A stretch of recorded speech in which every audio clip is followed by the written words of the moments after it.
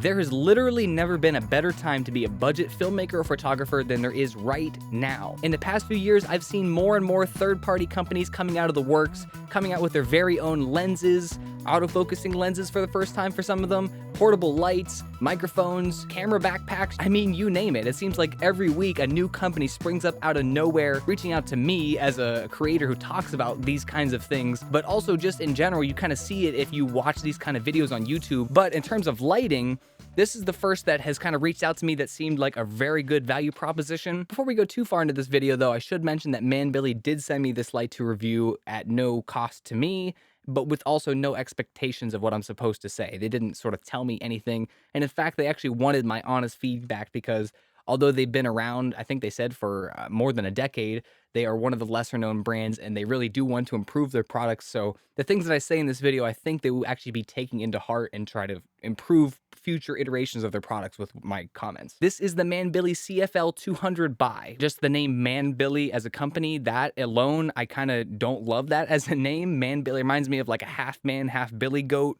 abomination, but Manbily, that's the name of the company. CFL, I can't remember what that stands for at the top of my head. 200 watts, it's the 200, and Bi for bicolor. So this is a very useful light to have in any YouTuber sort of content creator film kit. This could be your key light for sure.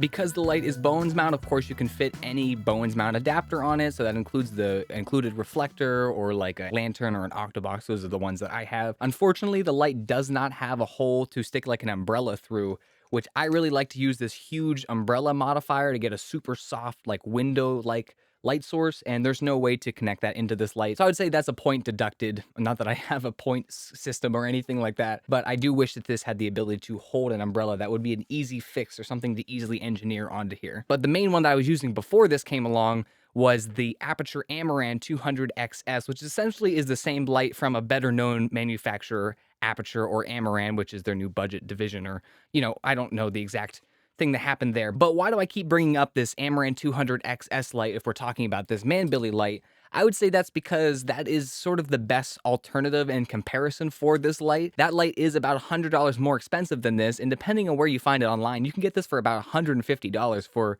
a 200 watt Bowens mount light. That's really a steal. That's kind of the best I've seen in terms of, you know, price to performance ratio. Somebody buying a light in this brightness, 200 watts, and in this price range is probably more of a content creator type like myself, or you're on a low budget set where you don't need a super powerful light like a 600 or 1200. You're probably going to get away with a 200 just fine. Now, what do you get in the box? The box itself for this light is actually probably bigger than it needs to be. There seems to be a lot of spacing in between the compartments, but inside, of course, you get the light itself, you get a reflector, an instruction manual, and some nice long cords. I'd say actually better and much longer and more useful than the Amaran cords that come with the lights. In terms of the build of the light itself, this middle part, this sort of cylinder, is made of aluminum, and it feels, you know, pretty good quality. It's definitely going to dent if you hit it too hard. It's kind of cold to the touch, so I can tell it's metal, but the handle on the back, this is all plastic, and so are the controls. These aren't the best, and they're just pretty standard light controls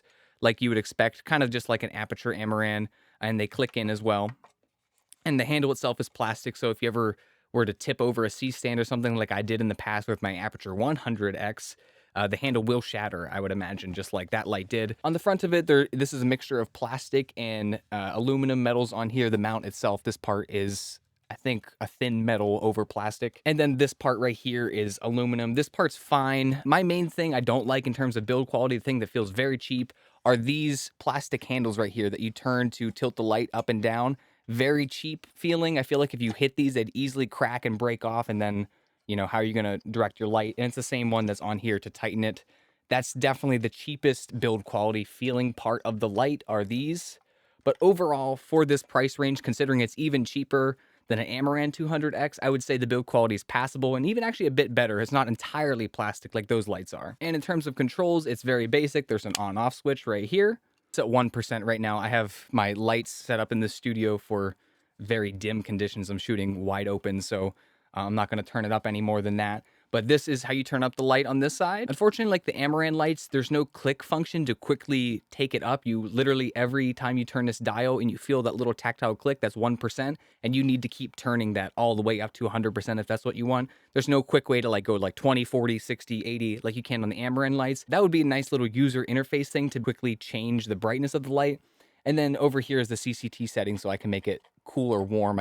You can kind of tell that's happening over there off screen. Again, you can't click to quickly go through, like you can't just go like 56, 32, whatever. That's a feature that I do like on the Amaran lights. If you have epilepsy, this is your warning now. Don't look at the screen. There's going to be some flashing lights because we're going to go into the gimmicky feature function that all these lights seem to have, even the high-end lights.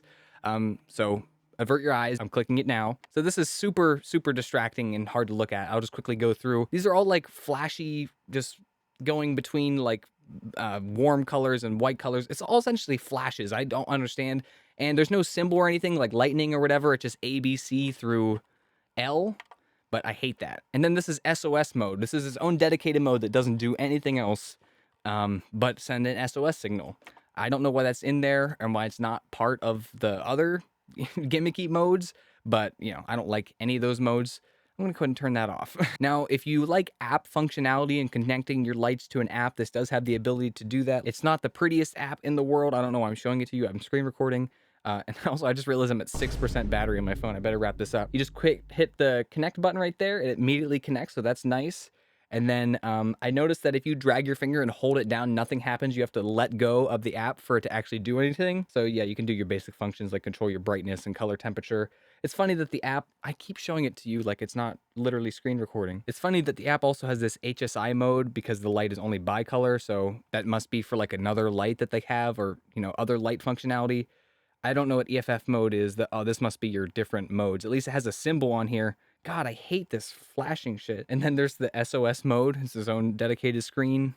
GPM. This is if you're grouping lights together. The app is essentially just kind of a knockoff of Citus Link. I actually worked recently on a professional set where I worked with under a gaffer. I was on the G&E team, the Grip and Electric, and the gaffer had all Amaran lights. And that's when I really saw the functionality and kind of the ecosystem of Amaran, having all of your lights the same brand and being able to control them all from a single app when you're lighting an entire scene is so useful. I would say having a single light, like you're probably not going to buy everything that you have as Manbily lights. So after this, I basically went on to say that the app wasn't that useful because people most likely wouldn't be collecting an ecosystem of Manbily lights with like tube lights and pocket lights and stuff like that. But then after I was done filming, I went and checked their website to find out that that's exactly what they have, is an ecosystem of lights just like that. So I had to cut that out of the video. But then my only other critique then is that they really should update the user interface of the app. I mean, it's just very basic in general, and little things like the fact that the light doesn't actually adjust until you lift your finger off the touchscreen of your phone. If they are aiming to compete with Aperture and build that same sort of ecosystem that all connects to an app, that they need to make that interface a lot more user-friendly and just more well-rounded in general. Overall, I'd say this light is a great value if you are a small-time content creator and you don't need a ton of light. You're kind of getting one light for your key light source and the quality of the brand. You're not building like an ecosystem of lighting gear. You're not like a gaffer or something. This is actually a great option for like I'd say, like a creator who needs a single key light. This will do the trick for you. You really don't need more than 200 watts. You don't need to be blasting yourself in the face with light when you're filming like TikToks or something. You know who you are if you know this is not enough light for you. Like, I don't even know why you've watched the video this far, honestly. But this provides a great value for people who want a 200 watt light that's plenty powerful enough for them, but they don't really want to pay for the brand name of, like, even Amaran is cheap in terms of lighting gear, but for somebody who doesn't know anything about lighting gear, like, that's still kind of expensive. The ability to get this for like 200 bucks instead of 350 or 400 or whatever you have to pay otherwise. In terms of what this light is supposed to do, it does it really well, minus the gimmicky modes that I don't use on almost any light unless it's like creating a fire or, lightning. Just in very rare occasions do you ever use those gimmicky modes. But in terms of just using it as a 200 watt light with bones mount, it's going to be really useful in your kit. If you or just need another light, if you're lighting a scene as big enough, sometimes you just need a bunch of lights and in different locations. And this is great for that. This is going to get the job done. if you don't need this to connect with your rest of your lighting ecosystem. I do look forward to what Manbily kind of does in the future. I want to see them come out with even more powerful lights. I think that's the real missing thing, is the cap is kind of at 200-watt lights, but I want to see a budget brand come out with like a 600-watt light at an attractive price. That's what really will get people's heads turning. You might not have the durability that really professional aperture lights would have, but just having that brightness at a budget price, I think that's really what's going to make these lights stand out. Unfortunately, this is just sort of an identical copy of the Amaran light that I was kind of comparing it to, and it does everything okay. It doesn't do them as well. So if somebody is looking for quality, they're not going to buy this. It's really just for the price being lower, to be honest. So I think Manbily, you would have a much better value proposition by bringing something new to the table at a lower price. More brightness for less cost sort of thing. That's just my thoughts. I hope you enjoyed this video. Leave a like, leave a comment down below, and I hope to see you in the next one, guys. Peace.